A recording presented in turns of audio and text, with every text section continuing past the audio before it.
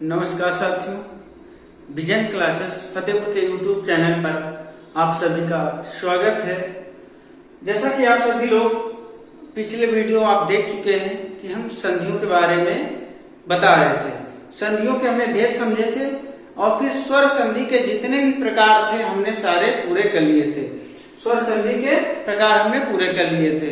स्वर संधि के 5 भेद थे, हमने पांचों भेद पढ़ लिए थे। और आज हमारी दूसरी संधि है व्यंजन संधि। कौन सी संधि है? व्यंजन संधि के बारे में आज हम जानेंगे। व्यंजन संधि क्या होती है, इसके क्या क्या नियम होते हैं बनाने के, और इसके विभिन्न उदाहरणों के द्वारा हम इस व्यंजन संधि के बारे में समझेंगे। ठीक है, तो संधि क्या होती? संधि किन्हीं दो वर्णों का मेल होती है। संधि किन्हीं दो वर्णों के मेल को संधि कहते हैं। किन्हीं दो वर्णों के मेल को संधि कहते हैं। तो इसी प्रकार अगर प्रथम वर्ण किसी संधि में, अगर प्रथम वर्ण व्यंजन है तथा उसके बाद का वर्ण व्यंजन अथवा स्वर है, तो उससे जो विकार उत्पन्न होगा वो व्यंजन संधि कहलाएगी। फिर से सुन लीजिए, व्यंजन संधि की क्या परिभाषा है। व्यंजन किन्हीं दो वर्णों का मेल क्या होती है? संधि होती है। किन्हीं दो वर्णों का मेल क्या कहलाता है? संधि कहलाता है।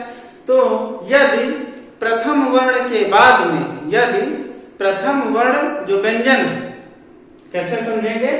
व्यंजन क्या होती है? व्यंजन संधि कैसी?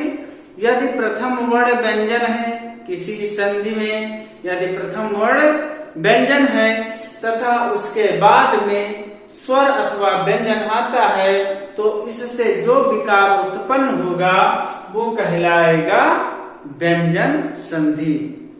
चलिए, अगर परिभाषा आप नहीं समझ पा रहे हैं तो हम लिख देते हैं। क्या लिख देते हैं? यहां से लिख देते हैं, यदि प्रथम वर्ण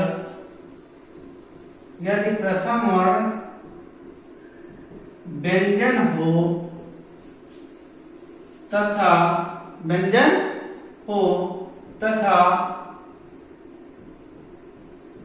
दूसरा वर्ण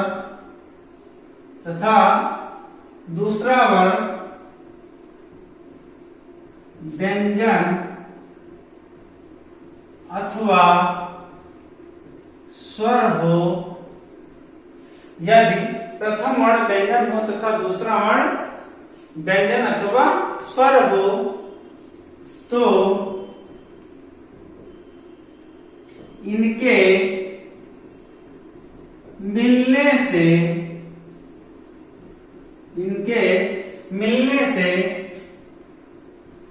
जो विकार उत्पन्न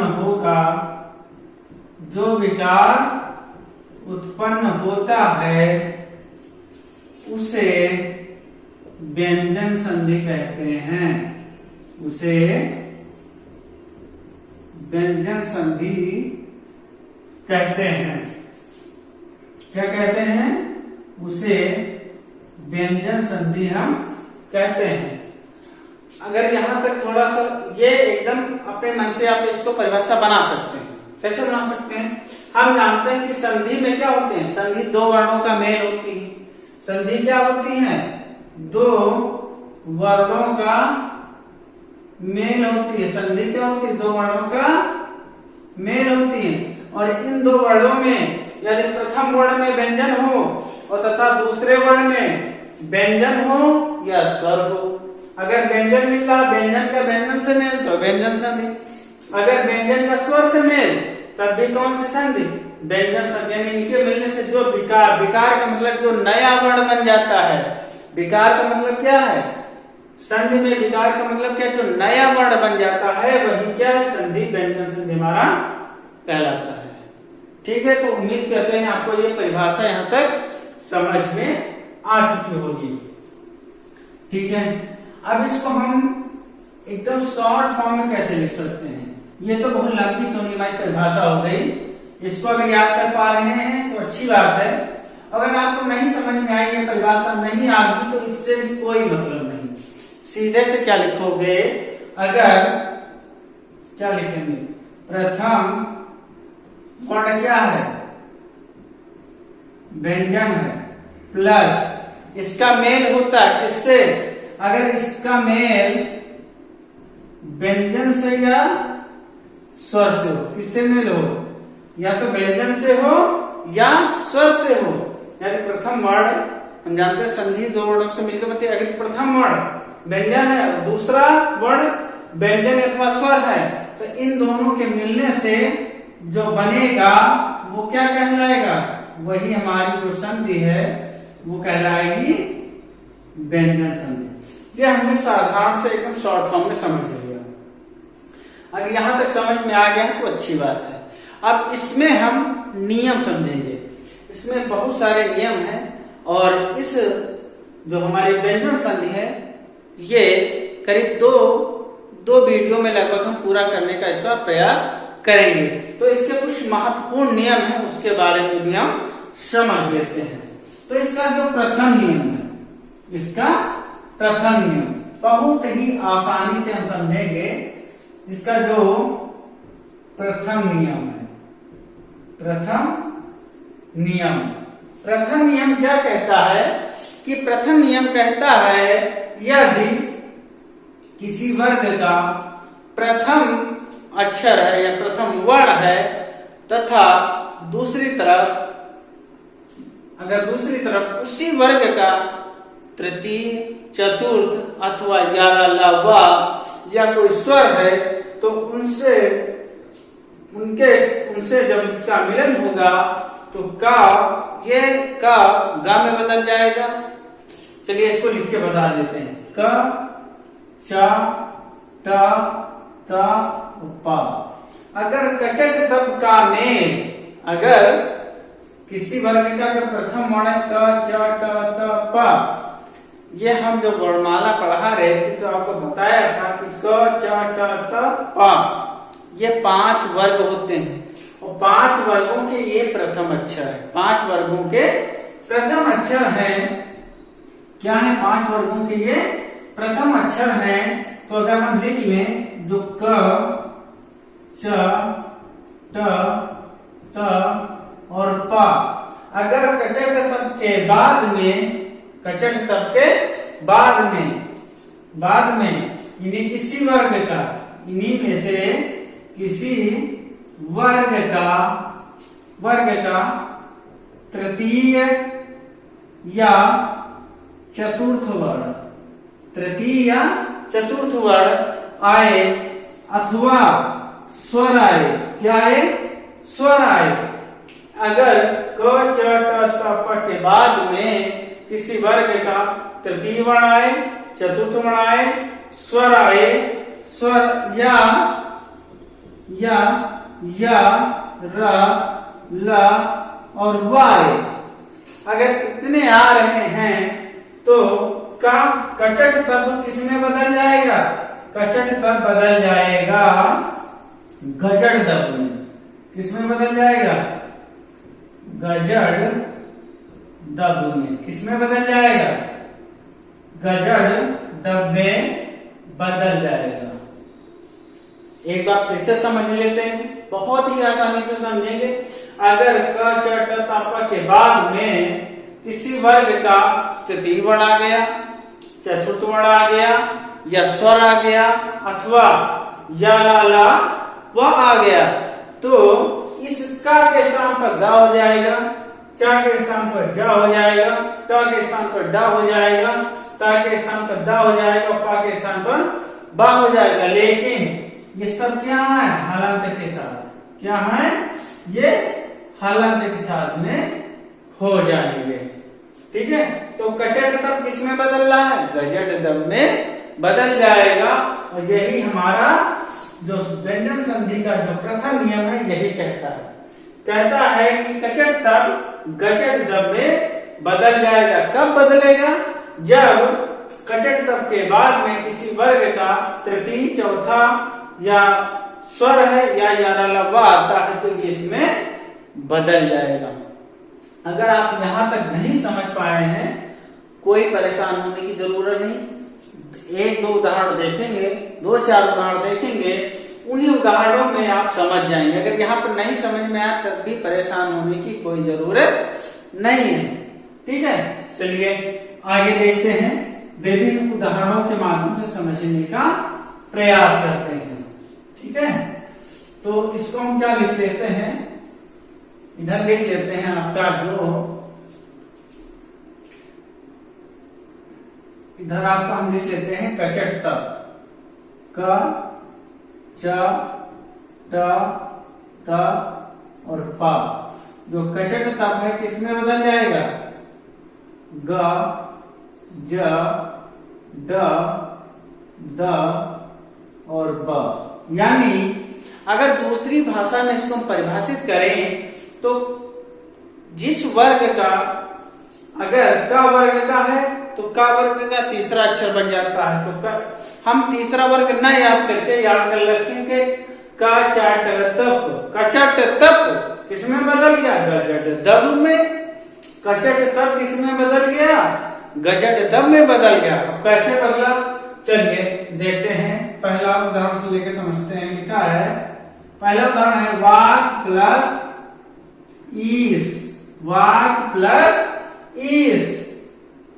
अब भैया कचट तप को गजट दब में बदलो, कचट तप को गजट दब में बदलो। कैसे बदलोगे, अब का है, का की जगह पर क्या आ जाएगा, गा जाएगा, हलन के साथ आएगा। तो हम क्या लिखेंगे, क्या लिख लेंगे, इस का की जगह पर हमने क्या लिख लिया, गा लिख लिया। क्योंकि जब इधर अभी हमने परिभाषा जब दिखाई है या बताई है कि यदि किसी प्रथम वर्ग के, अगर किसी वर्ग के प्रथम वर्ण के बाद में किसी वर्ग का तृतीय अक्षर आता है या तृतीय वर्ण आता है, चतुर्थ वर्ण आता है या कोई स्वर आता है अथवा या व में से कोई आता है तो कचट तब किसमें बदलेगा, गजट तब। अब ई आया, ई क्या है, स्वर है, ई क्या है, स्वर है। तो स्वर किसमें, अब स्वर आया तो का किसमें बदल जाएगा, का बदल जाएगा, गा में बदल गया। और बड़ी ई की मात्रा इसमें लग गई तो ये गा हो गया पूरा। आगे हमने ये सा लिख लिया, क्या बन गया, वागीस। तो वागीस का शब्द विच्छेद क्या है, वाक प्लस ईस। और जब एग्जाम देने जाएंगे अगर उसमें आता है तो वाग प्लस ईस, इसके कई ऑप्शन दे देते हैं। जैसे देंगे वाग प्लस ईस, दे देंगे वागी प्लस, ऐसे करके कई सारे ऑप्शन दे देंगे। लेकिन आपको अगर नियम याद है कि कचट तब गजट दब में बदलता है तो आप समझ सकते हैं।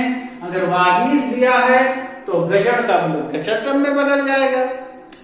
ठीक है, तो वाग प्लस ईस का संधि क्या हो गई, वागीस हो गई। क्या हो गई, वागीस हो गई। कचट तब गजट तब में बदल रहा है। अगला उदाहरण देखते हैं। अगला उदाहरण है आपका, यह प्रथम नियम पढ़ रहे हैं। अगला हमारा उदाहरण है, ये कचट तब गजट तब में बदल रहा है।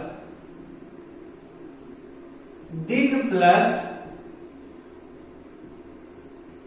अंबर, दिग प्लस अंबर, दिग प्लस अंबर। अब का किसमें बदलेगा भैया, गा में बदलेगा कि नहीं बदलेगा। अब गा में बदलेगा, का किसमें बदल दिया हमने, गा में। गा आना चाहिए हलंत के साथ, लेकिन भैया इधर ये बड़ा आ तो बचा है, बड़ा आलू, ओ सॉरी छोटा आ। ये आपका छोटा आ क्या है, स्वर है। और जैसे ही ये स्वर ये गा में मिल गए या गा हो गया पूरा, तो इधर कितना बचा, इतना अच्छा बचा, हमने ये इतना लिख लिया। तो दिग प्लस अंबर की संधि क्या हो गई, दिगंबर। क्या हो गई, दिगंबर। तो दिगंबर का संधि विच्छेद दिग प्लस अंबर। कैसे हुआ, कचट तब को हमने गजट दब में बदल दिया। कचट तब को हमने किसमें बदल दिया, गजट दब में बदल दिया। इसको याद रखेंगे, ये सब हाथ साथ हैं। का के स्थान पे गा होगा, चा के स्थान पे जा होगा, टा के स्थान पे डा होगा, ता के स्थान पे दा होगा, पा के स्थान पे बा होगा। अगर आप किताब में पढ़ेंगे, किताब में परिभाषा लिखी होगी कि तीसरा वर्ण होता है, तो तीसरा वर्ण पढ़ने से अच्छा है कि कचट तब पढ़ ले, गजट तब पढ़ ले। गा जा ड दब गजड दब कचट तब। ठीक है, अगला है वाक प्लस जाल। इधर क्या बचा, का बचा, और इधर आपको सॉरी ये इधर का बचा हलन के साथ है। अब ये का किसमें बदल रहा है, गा में बदल रहा है। किसमें बदल रहा है, गा में बदल रहा है। तो हम ये का लिख लें, इस का के स्थान पर हम क्या लिख सकते हैं, गा हलंत के साथ लिख सकते हैं, हलंत के साथ लिख सकते हैं। अब इधर तो कोई स्वर है नहीं, इधर व्यंजन इधर व्यंजन, तो हम इधर ये जो पूरा व्यंजन है पूरा जाल लिख लिया। इधर क्या बचा, क्या बन गया, वाक जाल। लेकिन अब ये हलंत के साथ है तो इसको दूसरी तरीके से कैसे लिखा जा सकता है, आधा का, क्योंकि जब हलंत है तो ये अक्षर आधा है तो हमने आधा बना दिया। हम क्या लिख दिया, वाक जाल। क्या बना दिया हमने, वाक जाल बना, क्योंकि ये अक्षर आधा है, आधा ऐसे लिखा जाता है, हमने ऐसे लिख दिया। चाहे ऐसे लिखो चाहे ऐसे लिखो, सही है, दोनों है। तो वाक प्लस जाल के संग विच्छेद क्या हो गया, वाक जाल। क्या हो गया, वाक जाल। अगला है अच प्लस अंत। अच प्लस अंत। अब देखो चा है, चा किसमें बदलेगा, जा में बदलेगा। चा है, चा किसमें बदलेगा, जा में बदलेगा। तो हमने आ लिखा और चा को किसमें बदल दिया, जा में बदल दिया। अब इधर से छोटा आ गया, छोटा आ इसमें लग गया तो जा हो गया पूरा, नहीं तो हलन के साथ आता, हलन के साथ आता, लेकिन यहाँ पे आ हो गया पूरा। इधर क्या आ गया बच्चा, हमने इसको ऐसे लिख लिया। तो अच प्लस अंत की संधि क्या होगी, अजंत। क्या होगी, अजंत। चा के बाद जा है, क्योंकि चा किसमें बदल रहा है, जा में बदल रहा है, तो अजंत। अच प्लस अंत की संधि क्या हो गई, अजंत हो गई। क्या हो गई, अजंत हो गई। चलिए आगे देखते हैं। अगला उदाहरण है हमारा, अब आप लोगों के हिसाब से बहुत जल्दी हो रहा होगा। अच प्लस आदि, अच प्लस आदि। चा किसमें बदलेगा, जा में बदलेगा। और बदलो, बहुत आसान। चा को किसमें बदला, जा में, और इधर बड़ा आ है, बड़ा की मात्रा लगा दी, इधर दी बचा, हमने दी लिख दिया। क्या बन गया, आजादी। क्या बन गया, आजाद बन गया। क्योंकि चा को जा में बदल लो, जैसे देखो पर बदलते रहो, कचट तब को गजट तब में बदल, बस पूरा हो गया। आगे देखते हैं। अगला है उदाहरण सट प्लस आनंद। सट प्लस आनंद। क्या करोगे, टा किसमें बदलेगा, डा में बदलेगा। टा किसमें, का चट तप ग जड दब में बदल जाता है। ये व्यंजन संधि का प्रथम नियम कहता है। तो क्या करेंगे, तुरंत करेंगे। टा को किसमें बदलेंगे, डा में बदल देंगे। डा में बदला, डा में बदल गया, टा हलन के साथ है, लेकिन इधर बड़ा आ है, तुमने बड़ा की मात्रा लगा दिया। इधर क्या बचा, नन, हमने नन लिख दिया। क्या बन गया, सडानन। कितनी आसानी से हो गया, सडानन। सट प्लस आनंद, सडानन का नीचे सट प्लस आनंद। टा किसमें बदला, डा में बदला, कचटता गजटता में बदल गया, आराम से हो गया। अगला उदाहरण समझते हैं। अगला है तत्व प्लस इच्छा। यह थोड़ा सा टफ पढ़ना चाहिए, कुछ नहीं टफ, कुछ नहीं टफ। क्या करना है, ता है, ता को क्या बदलना है, दा में बदलना है, बस क्या करो, ता, इस ता के सामने क्या आएगा, दा आएगा, ता के सामने दा आ रहा है, ता के सामने दा आ रहा है, दा में बदलो, दा में, इसको दा में तुरंत बदल दो। अब दा में बदल गया, लेकिन इधर छोटी ई पर छोटी ई की मात्रा लगा दो इस पे, फिर क्या लगा दो, ये पूरा जितना बचा हुआ इच्छा, आराम से हो गया। सेकेंडों में आप कर रहे हैं, सेकेंडों में। अगर कचट तब को गजट तब में बदलना, सेकेंडों में आपसे संधि और तत् प्लस इच्छा तदिच्छा। ठीक है, अगला देखते हैं। अगला आपको बहुत तेजी के साथ करना है। अगला है सत प्लस आचार। चलिए इसको कीजिए। जहां देखो ता आया, ता किसमें बदल रहा? दा में बदल रहा। किसमें बदल रहा? दा में। तो बाकी चीजें वैसे लिख दो। सा हमने वैसे लिख लिया। ये ता किसमें बदला? दा में बदला, दा हमने लिख लिया। दा हलंत के साथ होना चाहिए। हलंत यानी आधा है, लेकिन इधर है बड़ा आ, बड़ा की मात्रा इसमें हमने लगा दिया। इधर क्या बचा? इधर बचा 4। हमने ये 4 पूरा ऐसे लिख दिया, बन गया क्या? सदाचार। तो सत प्लस आचार की संधि क्या हो गई? सदाचार। बहुत सेकंडों में आप इसको कर देंगे। अगर आपको याद है कि कचट तब गजट तब में बदल जाता है तो आप इसको सेकंडों में कर देंगे। ठीक है, इसको मिटाते हैं। अगर नहीं समझ में आया होगा तो आप इसको 2 बार वीडियो देख लीजिएगा। इस वीडियो को आराम से आपको समझ में आ जाएगा। आगे देखते हैं। अगला है बहुत आसानी से है, बहुत स्पीड में करना है। सत प्लस आशय। सत प्लस आशय। ता है, ता किसमें बदल रहा भैया? दा में बदल रहा है। जैसे हमने देखा कचड़ तब गजड़ तब में बदल रहा, हमने सा वैसे पूरा लिख लिया। सा पूरा वैसे लिखना है। ता के साथ तो क्या आएगा? दा आएगा। हमने दा लिख लिया। हलन के साथ दा आना चाहिए, लेकिन दा है बड़ा आ, तो बड़ा आ की मात्रा हमने लगा दी। लगा दी बड़ा की मात्रा। इधर क्या बचा? स बचा। हमने स इधर जोड़ दिया। क्या बना? सदाशय। तो बहुत आराम से, एकदम आराम से हो रहा है। सत प्लस आशय सदाशय हो गई संधि आपकी। क्या है संधि में? कुछ नहीं है। ठीक है, समझ पाए आप लोग? अगर कचट तब अगर गजट तब में बदलना है तो जहां पे ता है वहां पर हमने क्या है? ता किसमें बदल रहा? दा में बदल रहा, दा में बदल दिया। ठीक है, आगे देखते हैं। अगला उदाहरण देखते हैं। अगला उदाहरण जगत प्लस ईश। जगत प्लस ईश कुछ नहीं है। ता देखो इधर ता है, ता किसमें बदल रहा? दा में। बस दा में बदलो, पूरा वैसे लिख लो। इस ता को किसमें बदला? ता दा में बदल रहा, ता दा में बदल रहा। हमने दा लिख लिया। दा हलंत के साथ है, हलंत के साथ हम लिख सकते हैं, लेकिन इधर देखा बड़ी ही है तो हमने बड़ी की मात्रा लगा दी, तो ये दा हो गया पूरा। इधर क्या बचा? सा बचा। हमने सा लिख लिया। क्या बन गया? जगदीश। क्या बन गया? जगदीश।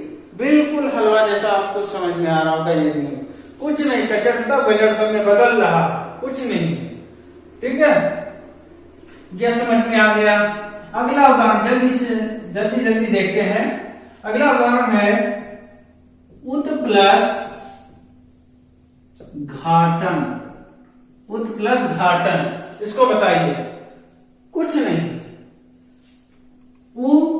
और ता किसमें बदल रहा? दा में। किसमें बदल रहा है? दा में। दा है हलंत के साथ, तो हमने हलंत लगा लिया। अब हलंत, अब की बार हलंत लगेगा। क्यों? क्योंकि यहाँ पर कोई स्वर नहीं है। स्वर होता, स्वर जुड़ जाता तो व्यंजन पूरा होता।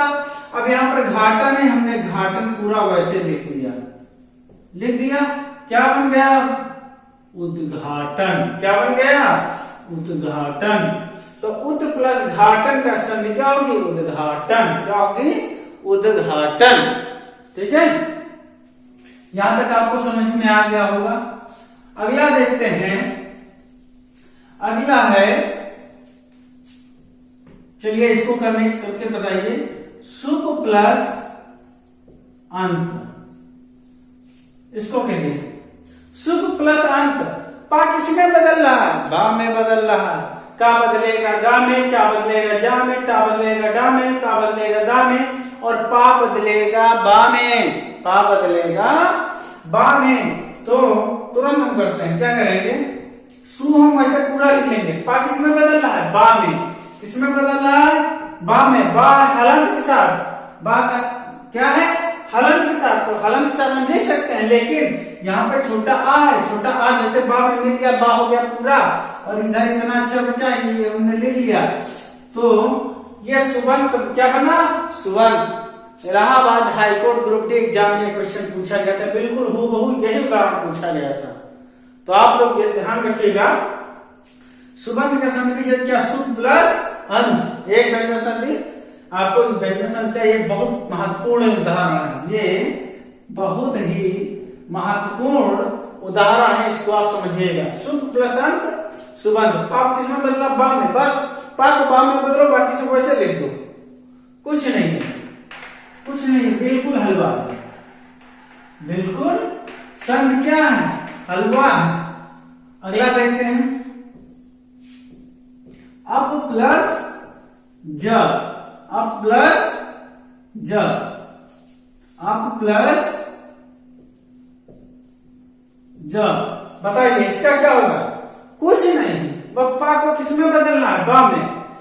पा को किसमें बदलना है? ये सब हलंत के साथ हैं, ये सब हलंत के साथ हैं, ठीक है, ये उसमें मिट गया है, ये सब किसमें? हलंत के साथ में है। अब क्या होगा? पा किसमें बदल जाएगा? बस कुछ नहीं करना है, पा किसमें बदला? बा में बदला। बा है हलंत के साथ, बा है हलंत के साथ हमने लिख लिया, आगे क्या लिख लिया? जा लिख लिया। अब हलंत, हलंत का मतलब होता है आधा, तो हमने क्या क्या लिखा? इसको आधा लिख दिया, जा का पूरा लिख दिया, क्या बन गया? अब्ज। क्या बन गया? तो अब्ज का संधि विच्छेद क्या है? अप प्लस ज, अप प्लस ज। अब्ज का संधि विच्छेद क्या है? अप प्लस ज, अप प्लस ज। उम्मीद करते हैं आपको यहां तक समझ में आ रहा होगा। का गा में बदलेगा, चा जा में बदलेगा, टा डा में बदलेगा, ता दा में बदलेगा, पा बा में बदलेगा। कचट तब का गजट तब में हो जाता है, ये व्यंजन संधि का पहला नियम है। उम्मीद करते हैं आपको यहां तक समझ में आ गया होगा। आगे देखते हैं, अगला उदाहरण देखते हैं, बहुत ही आसानी से कर पा रहे होंगे, उम्मीद करते हैं आप सब लोग। अगला है उत प्लस गम, उत प्लस गम, बहुत आराम से। ता किसमें बदल रहा है? दा में बदल रहा है, तो भैया क्या लिखो? लो हलंत के साथ है, हलंत से इधर पूरा गम बचा, हमने पूरा गम लिख लिया। अगर यहाँ पे स्वर होता, अगर यहाँ पर स्वर होता तो हम इसमें दा में जोड़ता, लेकिन स्वर है नहीं, तो व्यंजन का व्यंजन से मेल हो गया, तो व्यंजन संधि। और उत प्लस गम का संधि विच्छेद क्या है? उद्गम है। बहुत आसानी से हो गया। संधि क्या है? आज के बाद आपको संधि से डर नहीं लगेगा, व्यंजन संधि से तो बिल्कुल डरना ही नहीं है, ठीक है। अगला है सट प्लस दर्शन। बस देखो, टा टा किसमें बदल रहा है? टा बदल रहा है डा में। टा किसमें बदल रहा है? डा में बदल रहा है। बस क्या करो? सा लिखो। टा को किसमें बदलो? डा में। डा हलंत के साथ, हलंत सा लिखो, फिर दर्शन पूरा वैसे लिख लो, हो गया सट दर्शन। क्या हो गया? सट दर्शन। तो सट प्लस दर्शन की संधि क्या है? सट दर्शन। क्या है? सट दर्शन। संधि बिल्कुल हलवा है आपके लिए। आज के बाद कहोगे नहीं कि हमको व्यंजन संधि से डर लगता है, इसके नियम याद करने में डर लगता है। क्या नियम है? कचट तब गजट तब में बदल गया, कचट तब गजट तब में बदल गया, आराम से हो गया, कुछ नहीं है। अगला देखते हैं,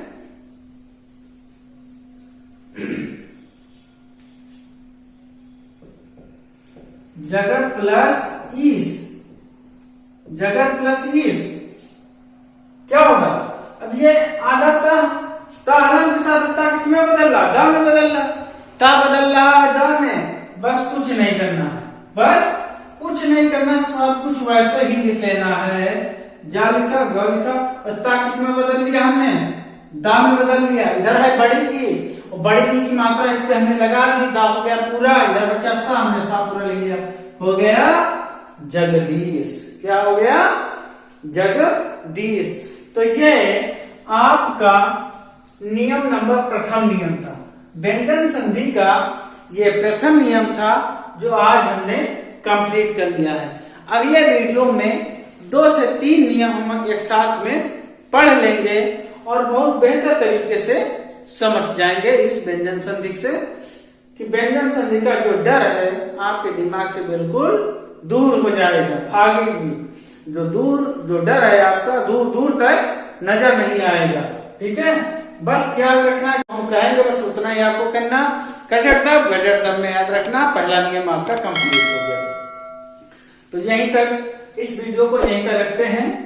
और अगर आपको हमारे द्वारा की गई मेहनत या जो संधि हम पढ़ा रहे हैं आपको पसंद आ रही है तो लाइक कीजिए, हमारे चैनल को सब्सक्राइब कीजिए और सपोर्ट कीजिए, ताकि हम और आगे बेहतर कुछ प्रदर्शन कर सकें। तो इसी के साथ इस वीडियो को यहीं तक रखते हैं। अगले वीडियो में हम 2 से 3 नियम एक साथ में पढ़ लेंगे। नमस्कार साथियों, जय हिंद, जय भारत।